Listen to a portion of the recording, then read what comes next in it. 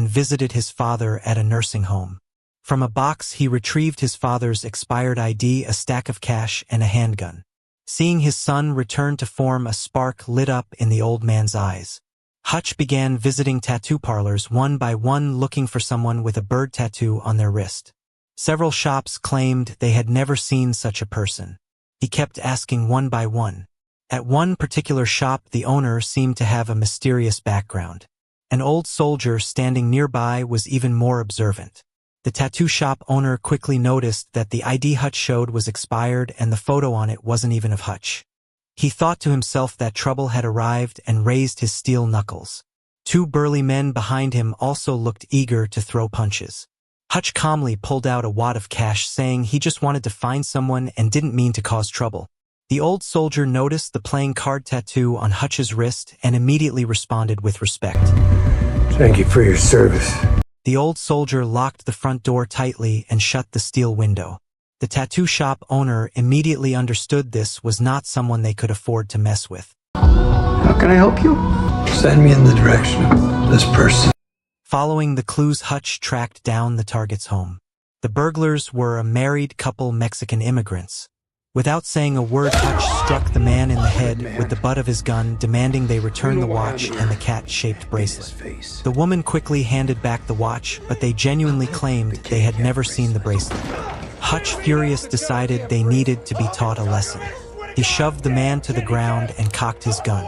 Just then, the sound of a child crying came from the adjacent room.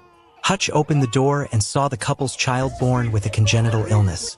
They had resorted to theft only to afford treatment for their child.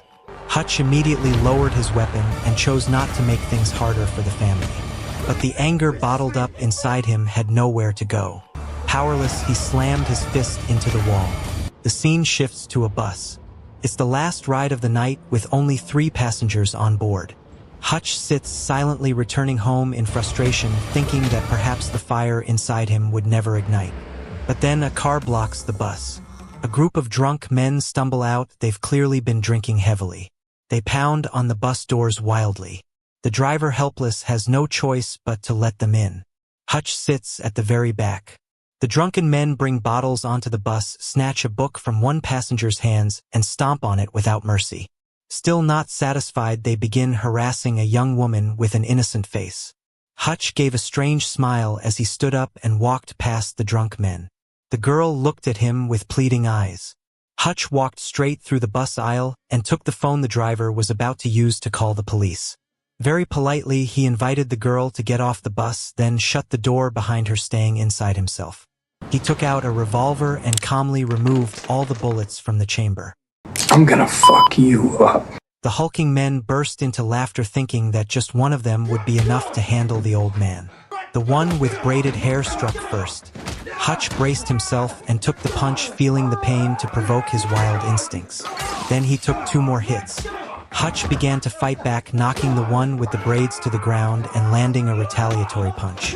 The 6th man attempted to strike from behind, but Hutch's head was harder than a fist.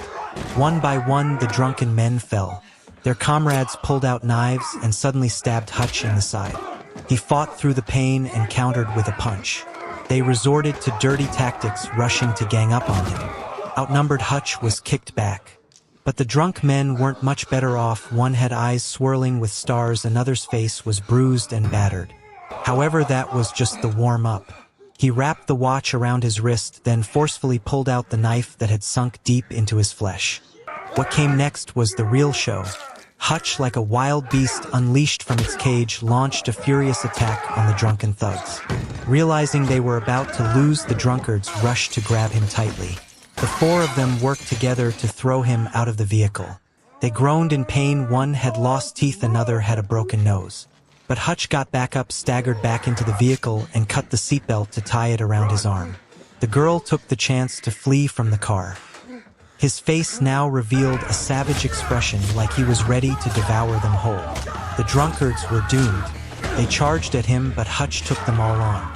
He fought in all directions, leaving them bruised and battered. One of them tried to sneak attack him with a gun, but Hutch didn't flinch. He broke off a handrail and swung it, knocking the weapon from the thug's hand, then delivered a series of blows to his head. The thug collapsed to the ground, struggling to breathe. It seemed his windpipe had been crushed. Hutch didn't intend to kill anyone. After all, their crimes didn't warrant death. So he picked up a soda bottle from the ground, cut a slit in the man's throat, and inserted a straw to help him breathe.